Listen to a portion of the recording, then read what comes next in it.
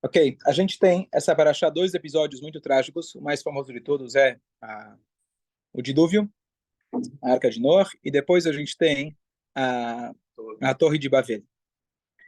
E a pergunta é a seguinte: Hashem, ele fez todo o dilúvio, demorou um ano para limpar o mundo. Termina o dilúvio, o que acontece? Em seguida faz pecado. Grande pecado do filho do meu vinho. Noé toma vinho. O filho viola o pai. A Torá conta da Torre de Babel. Então, se eu perguntasse, fizesse uma análise da limpeza que Deus fez, o que eu diria? Deu certo ou não deu certo? Será que Deus fez alguma coisa errada que não deu certo? Eu acho que não.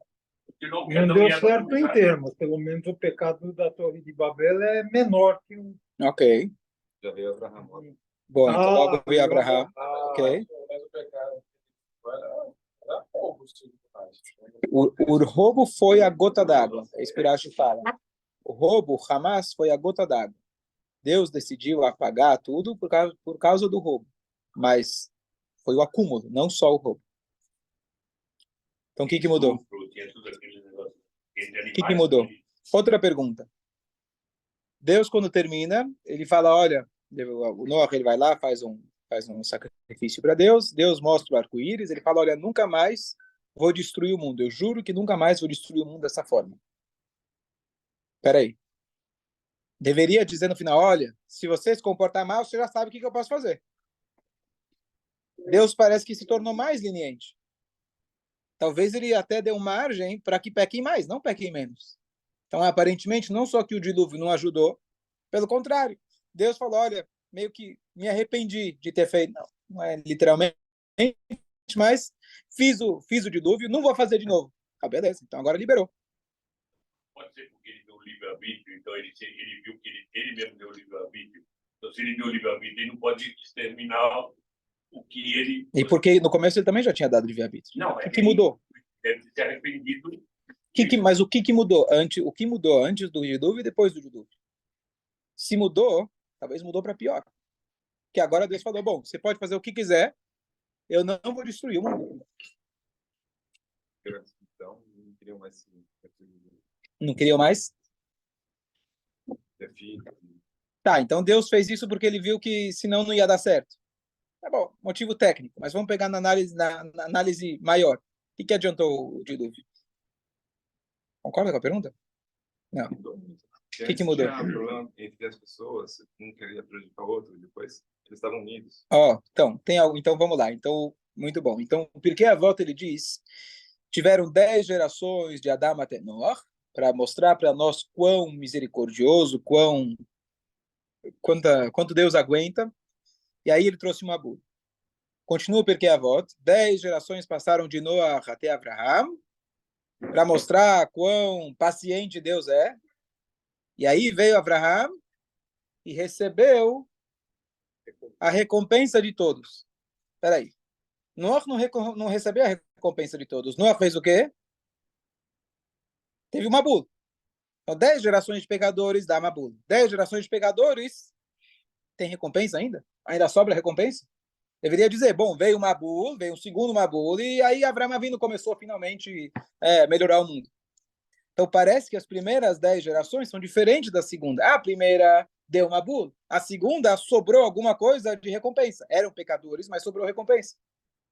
Então qual é a diferença? Então alguma coisa mudou na hora que Hashem fez uma bula. Então, as explicações clássicas, o Nissim já tocou nelas, que é, apesar de que a Torre de Babel, Kafru Beikar, eles queriam negar a própria existência ou lutar contra o próprio Deus. O que tem de mais grave do que isso? Mas, ao mesmo tempo, eles estavam unidos. E pelo fato de eles estarem unidos, eles têm uma vantagem muito grande. E aqui a gente vê como é importante a união. Mesmo a união que vai contra o próprio Hashem, fazendo do pior dos pecados, o fato de estar unido já te garante uma vantagem. É incrível isso. A força da união. Se a força da união é tão grande numa coisa ruim, imagina a força da união numa coisa positiva. Então, aqui a gente já vê uma diferença. Outra diferença, aqui eu não vi escrito, mas eu imagino que seja essa explicação. Talvez alguém se puder depois confirmar o conceito. Mas o conceito é o seguinte: quando Deus fala, não vou mais destruir o mundo, o que ele quer dizer com isso? Deus ele aguentou 10 gerações e ficou calado. Chegou um momento onde explodiu, entre aspas. Acontece com a gente. Alguém vai te provocando, você fica calado. O que acontece? Vai chegar uma hora, você vai explodir. Tem uma solução melhor? Mas acho que não explode. Estamos usando termos muito humanos, né? Mas a Torá fala que Deus ficou nervoso, Deus se arrependeu, Deus... Usando o termo mais humano possível. Se Hashem é nosso espelho, a gente pode falar isso. Tem uma solução melhor? Ao invés de você deixar acumular 10 vezes que a pessoa te enche, qual seria a solução melhor? Na primeira, você já resolve. Você já fala para a pessoa, opa, você está me ofendendo. Não vou esperar acumular para uma hora eu não aguentar mais. Vamos já tomar conta lá do começo. Então, quando Deus ele fala, não vou destruir o mundo, o que ele está dizendo? Não, agora pode fazer o que quiser, que eu não vou destruir ninguém. Não, agora eu não vou esperar 10 gerações, onde eu dou vida longa, onde as pessoas são gigantes, onde eu dou Hesed, primeiro milênio foi de bondade absoluta. Eu não vou esperar. Agora começa o milênio de Gevurah, de severidade. Toma lá, dá cá. E aqui ele fala claramente na Torre de Babel, Hashem fala, eu não vou deixar eles terminarem o plano dele. Eu já vou terminar, vou cortar na raiz, como se diz. Vou terminar agora. E aí Deus, o que ele faz? Não destrói. Permitiu eles viverem, justamente pela união que eles tiveram. Deus não eliminou eles, mas Deus também não deixou eles chegarem até o final. Mas o que ele fez em relação Espera. Deixa eu só concluir. Deixa só um minuto. Então, a ideia é que aí começou você ter mais efeito, pelo menos mais imediato das tuas ações. Se a pessoa que fizesse mitzvah ganhasse na loteria, seria fácil. Se o cara que fez pecado tem a morte imediata, seria fácil. Mas Deus ele aproximou pelo menos um do outro. Eles começaram construindo a Torre de Babel. Opa, eu vou parar por aqui. Aí Deus foi lá, destruiu a torre e fez com que eles falassem línguas diferentes e acabou com o plano deles. Se Deus permitisse isso continuar, onde isso ia chegar? Bom, construímos uma torre, somos fortes, agora não precisamos mais de Deus. E aquilo ia cada vez pior e pior e pior. Então Deus falou, não vou mais destruir o mundo. Ou seja, não vou permitir chegar nesse nível. Eu vou resolver as coisas logo no início. Isso vai permitir o ser humano reconhecer os seus erros. Porque se passam um ano, você pega, não acontece absolutamente nada, o ser humano vai achar que não existe juiz e não existe consequência. O Hashem fala, você é a consequência vai ser mais próxima e eu não vou permitir que chegue até o final. Agora pode falar. E o que ele fez com o pecado que o filho de Noé fez que foi um pecado gravíssimo? O quarto filho dele foi amaldiçoado para todas as gerações, que ele vai ser escravo. Agora fala claramente. E o que foi o quarto? Ham. Não, Ham é o filho, desculpa, Canaã. Ele foi escravo? Ele não, todas as gerações. Todas as gerações. Para todas as épocas. Mas só uma pergunta. Eu não tinha por que Hashem destruiu o mundo de novo, porque antes o mundo estava corrompido, os animais, as plantas, tudo. Agora é só o homem. Perfeito. Mas por que o mundo estava corrompido? Por que Deus precisou matar os animais? O animal não tem livre-arbítrio? Estava usando contra espécie. Por que eles estavam? Como que eles estavam usando contra essa espécie? É um efeito do homem. O homem foi criado por último, como se fosse a visita. Então você prepara toda a casa para o homem. Na hora que o homem ele deturpa, ele erra, ele na verdade ele acaba causando que tudo aquilo que foi feito para ele também acaba se corrompendo. Então se os animais estavam se corrompendo, eles mereceram morrer, talvez nem por culpa própria, eles não têm livre-arbítrio, mas é por culpa do homem. Por culpa do mau comportamento do homem, ele afeta também o meio ambiente. Então se Deus falasse, eu vou deixar como está, então poderia acabar chegando que os animais também iam se deturpar. Aí teria que fazer o Shalom destruir o mundo de novo. E aí, por isso, também tem mais o conceito.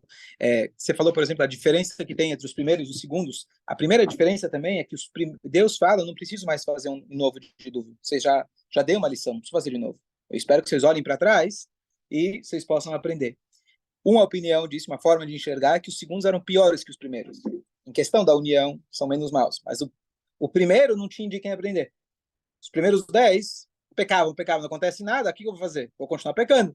O segundo, sabe, opa, você já olha para trás, você já viu o que aconteceu, ainda você peca?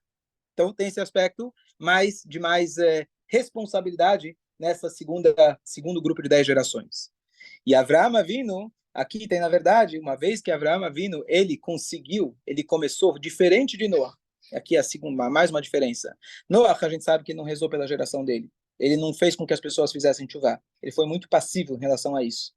Quem perguntava, ele respondia que Deus ia destruir o mundo, que já é muita coragem, mas ele não foi ativamente em relação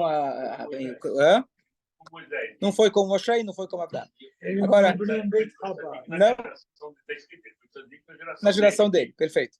Agora, o que acontece? Avraham Avinu, no momento que ele começou a transformar as pessoas, então ele começou a receber todos os dividendos, tudo que sobrou. Todo mundo faz alguma coisa boa, tem. Então, se você foi passivo, tudo bem. Você vai se salvar, tua família vai salvar, mas não tem nada a receber. Noah não recebeu nada das gerações anteriores. Já Abraão recebeu por quê? Já que ele ativamente começou a melhorar o mundo, não tinha quem pudesse receber a recompensa pelos bons atos. Eles fizeram bons atos, mas não tinham meios para receber. Avraham Avinu, como ele ativamente começou a transformar o mundo, então o que tinha de mérito acumulado, ele recebeu tudo para ele. Deus fez um funil, pegou tudo e Vekibel Sachar Kulam, ele recebeu a recompensa de todos. Certo? O Senhor fala gigante, nosso povo também tinha gigantes. Se nosso povo tinha gigantes? Boa pergunta. Em espírito. O Adão, fala que Adão... Adão não era judeu. Ele era gigante. Adão era gigante. Esse é o primeiro ponto, o quê? Fala. Salomão. Muitos, e Moshe, e Avraham, todos eles, mas gigante fisicamente, historicamente, não consta. Não como gigante, o anterior, Abraão. Que ele recebeu a recompensa, mas o Shlomo Amelech recebeu a recompensa talvez por ele mesmo. Não está escrito que ele recebeu pelas gerações anteriores. Moisés, Avraham Avinu recebeu de todas as 10 gerações, ele recebeu o sahar de todo mundo. Talvez até das 20. Talvez até das 20. Fala. Quê? Ele era grande. Boa. Shimshon. Tá certo. Ele era muito largo. Tinha 30 metros de largura. Seja lá o que significa isso. Assista, leia o livro Tesouros da Torá. Da Guimarães. Moisés também era grande. Moshe era grande. Tá bom. 5 metros, tá certo. Para Hashem não existe futuro, passa para ele, é tudo uma coisa só. Hashem Mas ele era pequenininho junto de Og. já contempla tudo. Og era muito maior. Já viu que Abraham ia nascer. Então, por isso, poupou todas as gerações Até chegar lá, ok. chegar lá. Ok, então Deus já estava avisando. Está escrito Bei Barham, que é Beavraham, se trocar as bonito. letras. Né? Ok, bonito. Ok, o que a gente pode tirar de lição em relação a essa ideia de destruir o mundo ou dar chance ou não dar chance? Então, acho que nos relacionamentos nossos, às vezes a gente estoura. Quem de nós nunca estourou? Quem de nós nunca aconteceu com você? Tá certo?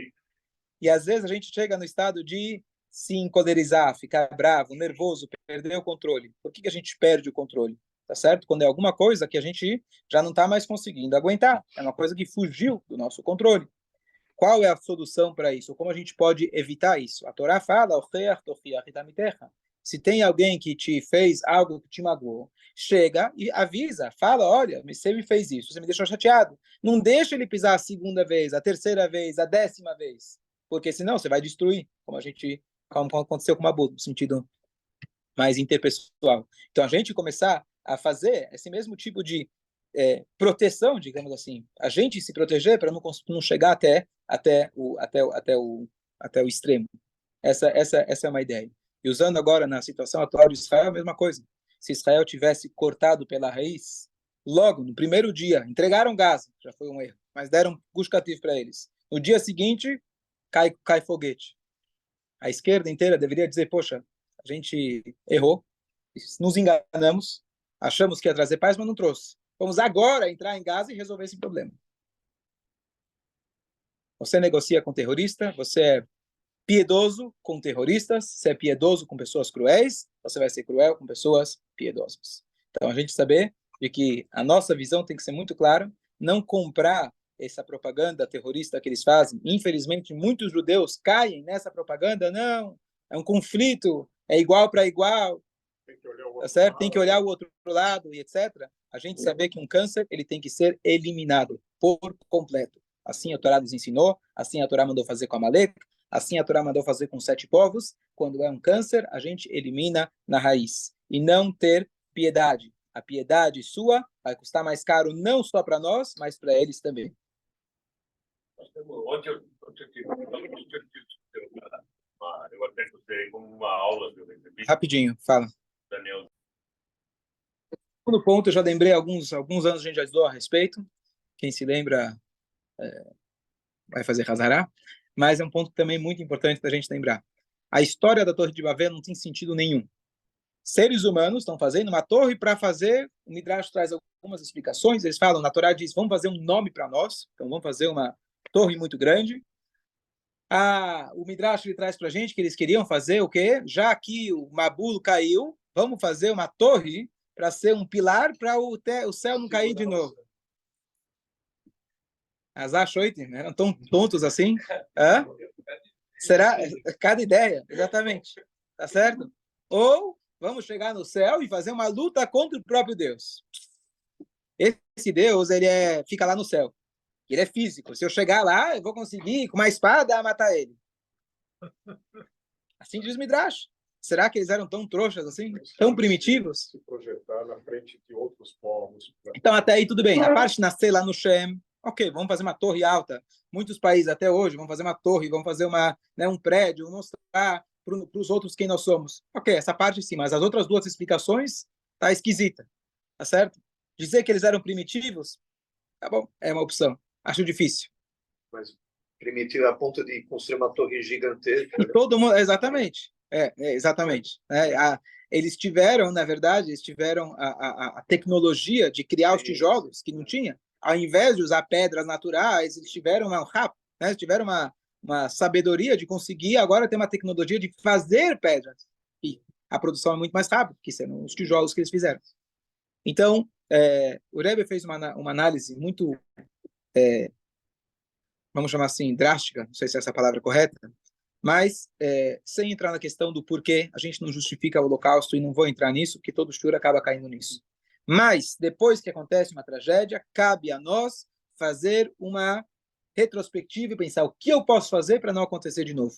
Isso cabe a nós. Não sei dizer o porquê aconteceu, mas eu posso tentar ajudar para evitar que aconteça no futuro. Isso a gente, inclusive, falou no shiur ontem à tarde. O que acontece? Teve uma bula. E tivemos uma bula há 70 e poucos anos atrás, 80 anos atrás. Termina uma bula, as pessoas falaram, vamos fazer um país onde a cada tantos anos o céu cai. O antissemitismo é uma coisa natural. A cada tantos anos ele volta. O Mabul deve ser que a cada tantos anos acontece também. Ordem natural das coisas, não é nada projetado por Deus. Vamos fazer uma torre, que com isso a gente vai segurar os céus. Vamos ter um país, seremos israelenses ao invés de judeus. Tem brasileiro, tem francês, tem israelense. Resolvemos o problema do antissemitismo. O grande sonho de Shnat Alpine. Deu certo? Se você constrói uma torre pensando, vamos fazer para a gente um nome, vamos construir um lugar que todo mundo vai saber da gente, e junto com isso fazendo uma guerra contra o próprio Deus, dizendo que Israel é uma conquista nossa, que nós conseguimos, e o máximo que conseguiram colocar dentro da Megilat Asmaut foi Sur Israel, com muito suor, a rocha de Israel, para ser uma coisa dúbia. Pode ser Deus, pode ser nosso exército, não fica uma coisa... Esse que trouxe para a gente a salvação, isso é uma guerra, literalmente uma declaração de guerra contra o próprio Deus. É exatamente o que eles fizeram na Torre de Babel. Não eram primitivos. Primitivos somos nós que repetimos os erros. O que cabe a nós, depois do dilúvio, parar e pensar, será que não teve alguma coisa errada antes do dilúvio? Será que não tem alguma coisa que eu possa melhorar antes do dilúvio? De novo, eu não estou aqui justificando o holocausto, justificando a morte de ninguém, Chas v'Shalom, não cabe a nós. Nenhum ser humano pode ser tão cruel de fazer uma coisa disso. Mas cabe a nós, depois que quebraram a cerca, parar e pensar, que eu posso fazer para não acontecer de novo? No sentido físico, no sentido espiritual. O que eu posso fazer para Israel não se dividir novamente? Então, cabe a nós, isso de forma individual, a gente parar e pensar, e não ficar pensando, olha só, o antissemitismo, olha só, que a gente está vendo muito claro, não tem nada a ver, quando todos os humanistas protegendo o lugar onde eles mesmos, se fossem lá, seriam aniquilados. Não tem nem o que falar. Mas a gente, em vez de focar nisso, a gente focar em que a gente pode fazer para melhorar. O Mabul não é uma coisa que aconteceu aleatoriamente. O que acontece está nas mãos de Hashem. Por mais duro e difícil da gente saber, isso tudo aconteceu com as mãos de Hashem. Hashem permitiu o que aconteceu. A gente não entende, não vai entender. Mas o que cabe a nós, a gente não construir e começar a construir torres. Não sejamos primitivos e trouxas igual eles foram. Vamos aprender a lição e entender que a causa de tudo é sempre está ligada com a causa não. Mas a gente pode evitar para o futuro melhorando as nossas atitudes. Em vez de a gente declarar uma guerra contra Hashem, vamos se ligar com a Kadosh Baruch Hu, fazer um korban para Hashem, que trouxe tanto na Hatruach, a ponto que Noah, ele fez o Corban e Deus falou, nunca mais vou destruir. Ele foi lá e mostrou o arco-íris, etc., fazendo esse pacto com ele. Cabe a nós meditar o que eu, individualmente, posso fazer para melhorar, que esse mundo não seja um Mabul, que esse mundo não seja igual ele estava antes do Mabul. Isso cabe a cada um de nós. Essas são nossas armas, essas são as armas mais potentes que a gente tem. A gente não vai lutar, o povo de Israel nunca lutou com a força física. Temos o exército, Baruch Hashem, eles vão fazer a parte deles. Mas a grande maioria de nós não estamos nessa função, e que Bezrat Hashem eles tenham a função deles, e façam com muito sucesso, e façam até o final, sem dar mole, como o Biden estava querendo, sugeriu, espero que eles não deem ouvidos, e só pode se proteger se eles atacarem, ou Hezbollah, não sei o quê. Bom, e sim, a gente fazer o que tem que fazer, a gente deve se proteger, e a Kadosh Baruch Hu Matzileinu Miadam, em cada geração eles querem acabar com a gente, e o único que fez a gente sobreviver até hoje é a Kadosh Baruch Hu. Vamos se ligar com a Kadosh Baruch Hu cada vez mais. Essas são nossas armas, Tefilin, Mezuzah, Torá, Mitzvot, é isso que a gente tem que fazer, e que Bezrat Hashem, Mashiach chegue logo, ainda hoje Bezrat Hashem. Shabbos. Coelho. Ali,